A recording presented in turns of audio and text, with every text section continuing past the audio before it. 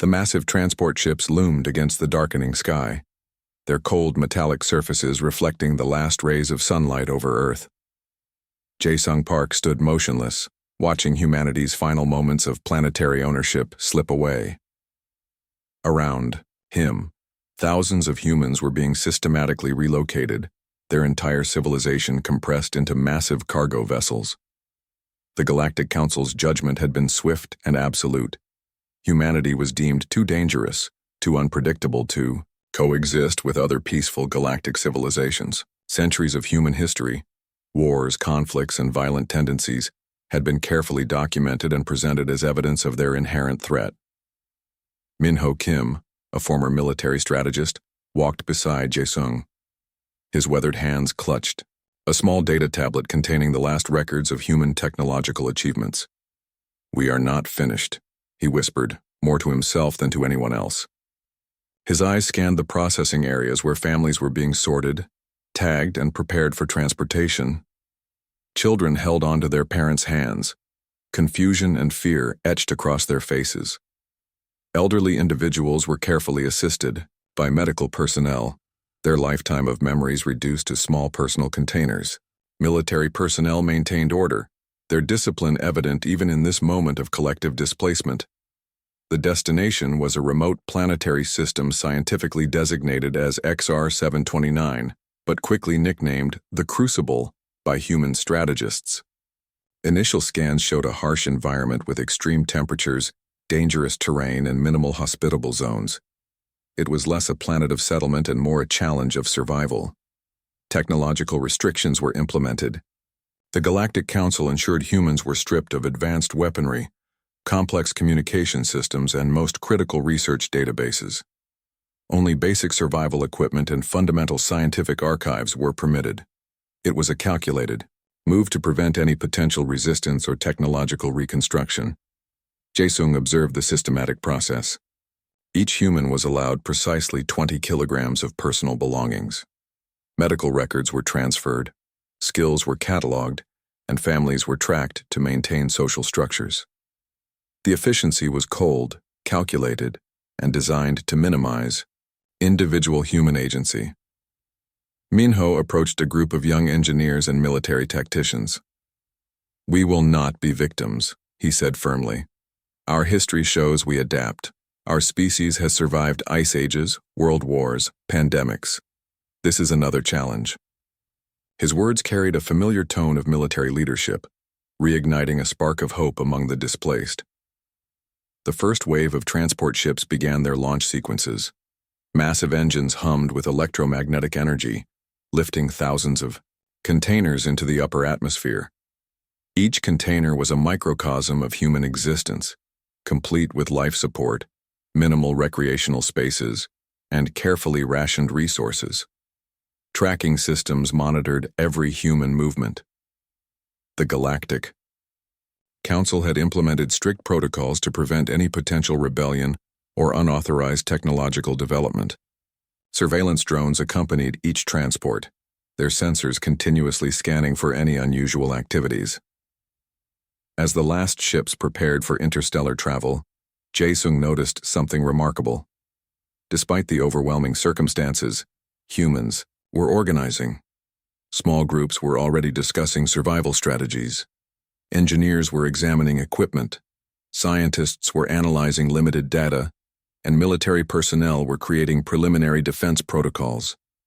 The journey would take approximately 47 standard galactic days. Each transport was designed for maximum efficiency, with suspended animation chambers for longer periods and controlled wake cycles. Nutritional systems were automated, medical monitoring was constant, and psychological evaluation programs ran continuously. Min-ho approached Jae-sung, a rare smile crossing his weathered face. "They underestimate us," he said quietly. "They see our conflicts and believe we are destructive. They do not understand that our greatest strength is adaptation." As the final transport ship prepared to break Earth's atmosphere, a sense of collective determination replaced initial fear. Humans had been exiled but not defeated. Their warrior heritage was not just about destruction, it was about survival, about facing impossible challenges, and emerging stronger. The vast emptiness of space awaited them. The Crucible was more than a destination. It was a proving ground. And humanity was ready. The first rays of the twin suns crept over the rocky landscape of XR 729, casting long shadows across the newly established human settlement. Hyunbi Choi stood at the perimeter, her environmental suit protecting her from the planet's harsh atmosphere. Around her, the first challenge of survival was becoming painfully clear. Temperature fluctuations were extreme. Daytime heat could reach 55 degrees Celsius, while night temperatures plummeted to -30. Water sources were scarce and contaminated with mineral deposits that made traditional filtration methods useless. Native vegetation appeared toxic, with sharp crystalline structures that could slice through standard protective gear. Taewoo Lee's hunting team returned from their morning reconnaissance. Their exoskeleton suits were scratched and dented, evidence of the planet's unforgiving terrain. 3 team members carried a massive creature, something between a reptile and an insect, that would provide critical protein for the settlement's nutrition. "We lost Jung Ho," Taewoo reported to Min Ho Kim. The news was met with silent understanding. Loss was expected. Survival was not guaranteed. Each human life was now more precious than ever before. The medical team worked quickly to analyze the captured creature. Hyejin Kang, their primary biological researcher, discovered something remarkable.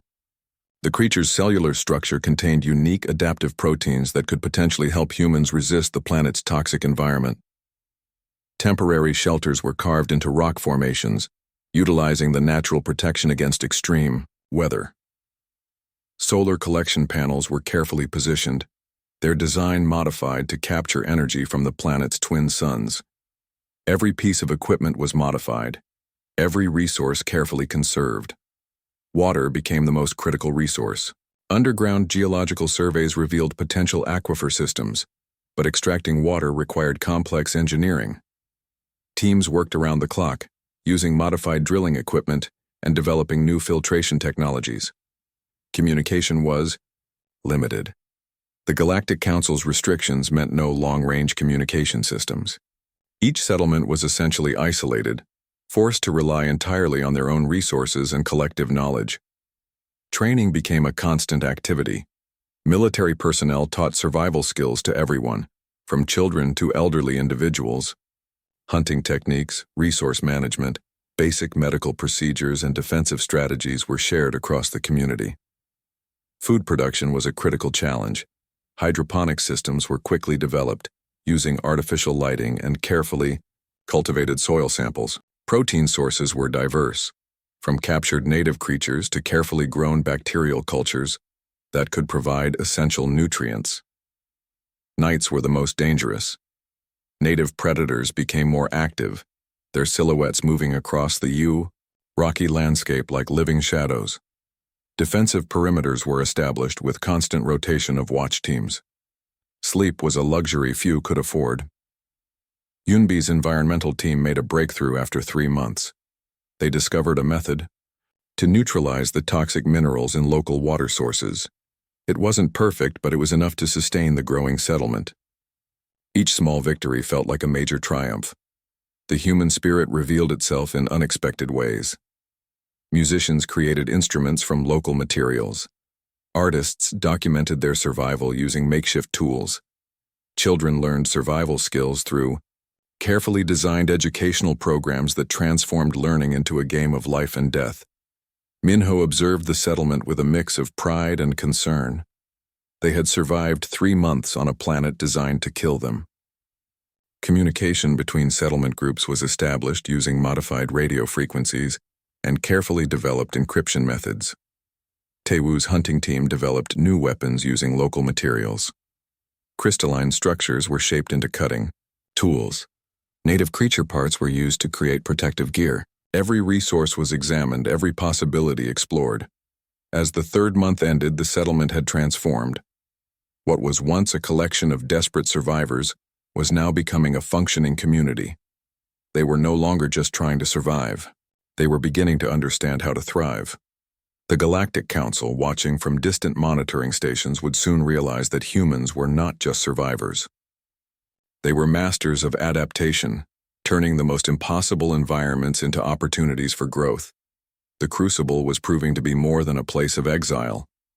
It was becoming a testament to human resilience. The first permanent settlement gleamed under the twin suns, a collection of reinforced structures carved into the rocky terrain. Hijinkang's technological innovation had transformed their initial survival camp into something more substantial. Defensive walls rose from the natural rock formations, creating a fortress that spoke of human determination. Exploration teams pushed further into the planet's unexplored regions. Each expedition was a carefully planned military-style operation. Tae-Woo Lee's reconnaissance units mapped territories, identifying resource-rich zones and potential settlement locations. They discovered 3 distinct geographical regions, each more challenging than the last. The Western territories revealed massive crystal formations that could be converted into energy sources. The northern regions contained underground water networks, complex and treacherous. The southern lands hosted native intelligent species, bipedal creatures with primitive but effective tribal structures. First contact with the native species happened unexpectedly. A small scouting team led by Jim and Park encountered a tribal group near a rocky canyon. Communication was initially tense. The native species, later named the Kral, were territorial and suspicious. Minho Kim developed a unique approach. Instead of attempting direct communication, the human teams demonstrated technological capabilities while showing no aggressive intent. They built small structures, shared food, and displayed defensive capabilities without making direct threats. The Kral were technologically primitive but incredibly adaptive. They used biological tools, had complex social structures, and showed remarkable hunting capabilities. Their society was built on strict survival protocols that mirrored human military organization. Hijin's research team made a breakthrough in communication. They developed a translation device using basic mathematical principles and observational linguistics. The first meaningful exchange revealed the Kral's complex understanding of their environment. Territorial expansion became a careful negotiation. Some areas were claimed through technological demonstration, others through strategic alliances. The human settlements began to spread across the planet, each new location carefully selected and fortified. Energy production took a significant leap forward. The crystal formations in the Western territories provided multiple energy sources. Solar collection was enhanced by using native mineral compounds that increased energy absorption by 200%. Agricultural development became a primary focus. Hybrid crops were developed, combining human agricultural knowledge with local planetary biological structures. Underground farming systems were created, protected from extreme surface temperatures. Defensive capabilities expanded rapidly. Weapons were developed using local materials, crystal-based energy weapons, protective suits made from native creature parts, communication systems built from modified geological scanning equipment. The settlements began to specialize. One location focused on agricultural development, another on technological research, a third on military defense and exploration. Each community maintained communication through carefully developed transmission networks. Jae-sung Park oversaw the expansion strategy. His military background ensured that each settlement was not just a survival location, but a potential launching point for further planetary exploration. Strategic positioning became as important as resource collection.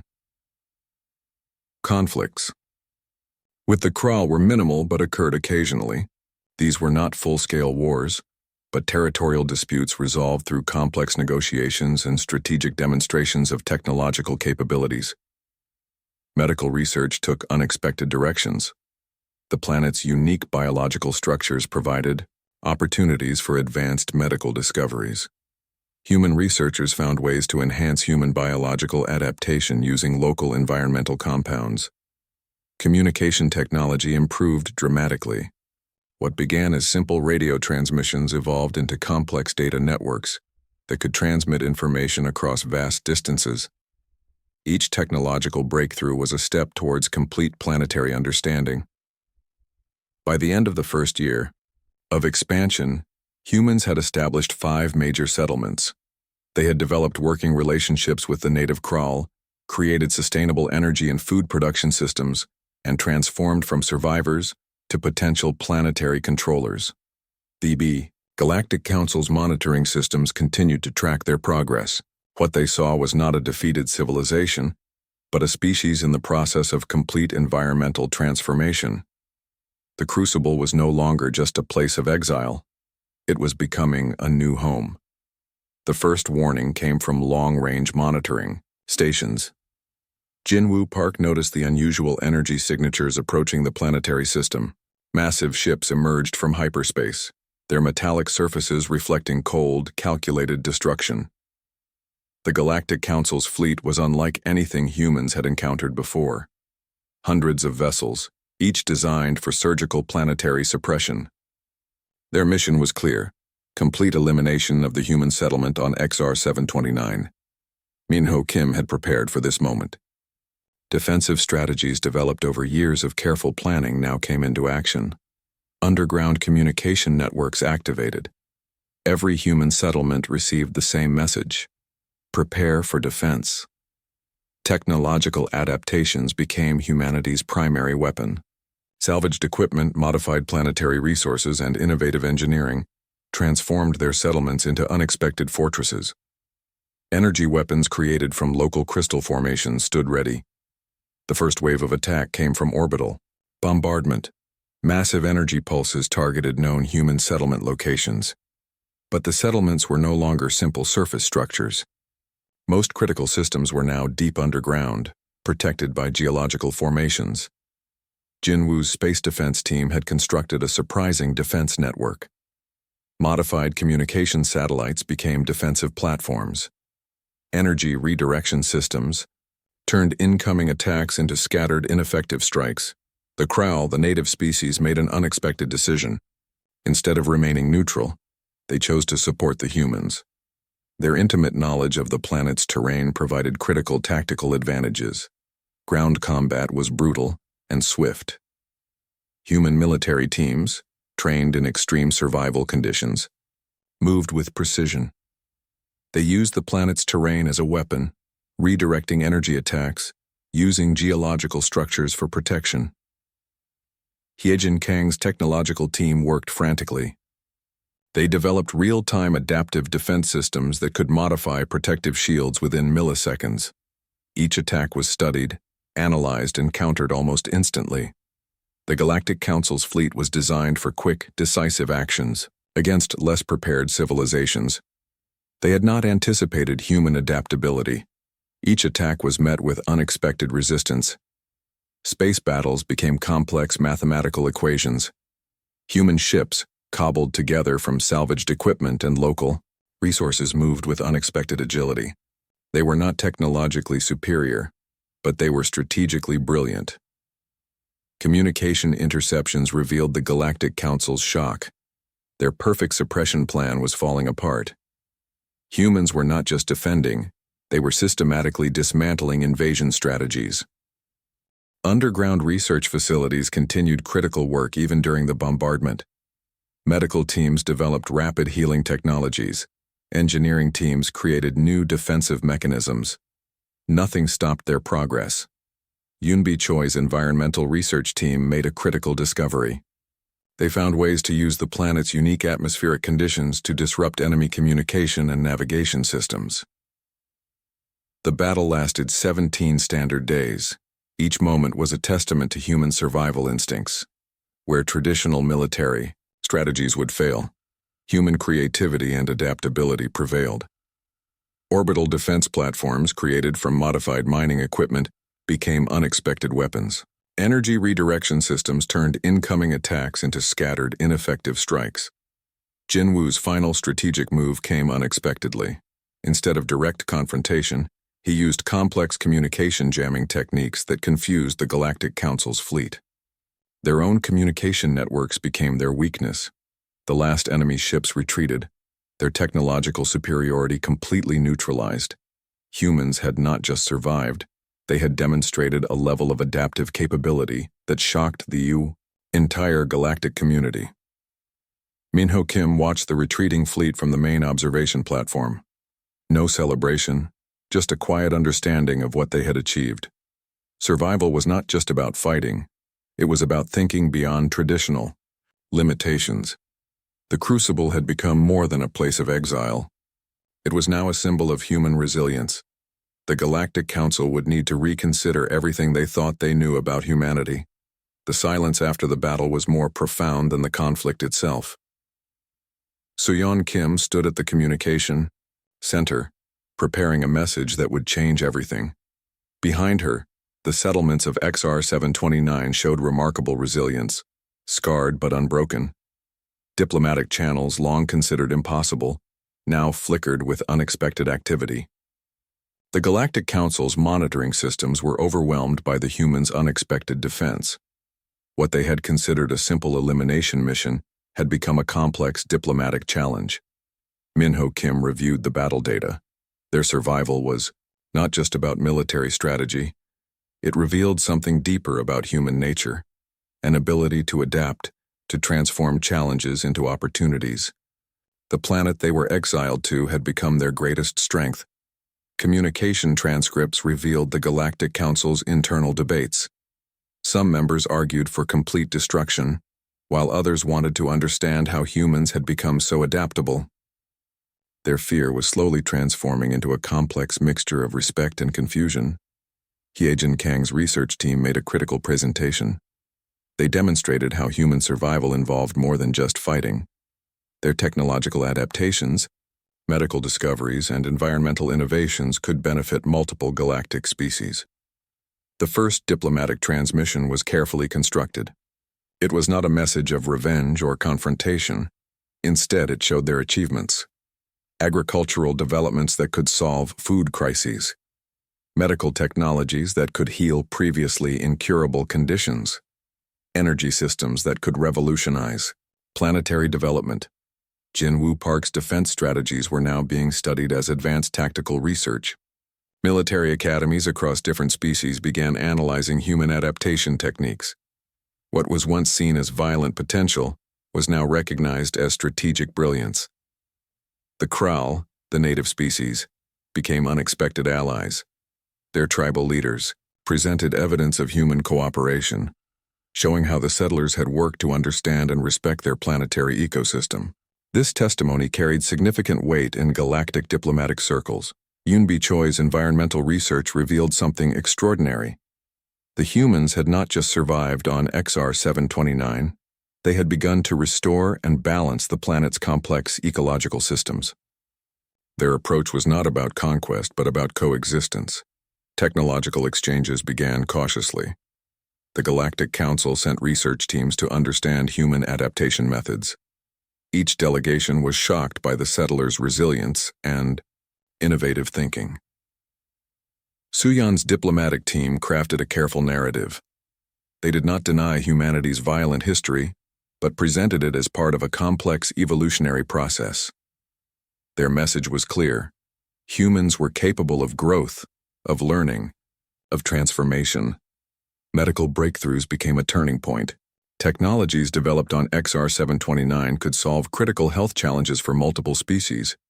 What was once seen as a threat was now viewed as a potential galactic resource. The settlements themselves told a powerful story. Schools where children learned multiple languages. Research centers that combined human creativity with scientific precision. Agricultural systems that could transform hostile environments into productive landscapes. Jae-sung Park oversaw the diplomatic transition. His military background helped frame their achievements not as a confrontation, but as a demonstration of potential. Each meeting was a careful balance of strength and openness. The Galactic Council's final report was unprecedented. Humans were no longer classified as a threat. They were now considered a species with unique adaptive capabilities, worthy of diplomatic engagement. Redemption came not through apology but through demonstration. Humans had not just survived exile, they had transformed it into an opportunity for growth and understanding. The first official diplomatic mission arrived 6 months after the battle. Representatives from multiple galactic species came to understand. the humans of XR729. What they found was not a defeated civilization, but a thriving, innovative society. Minho Kim watched the diplomatic shuttles land. His weathered face showed no celebration, just a quiet understanding. They had not just survived, they had proven the true potential of human spirit. The Crucible was no longer a place of exile. It had become a beacon of hope, a testament to human resilience.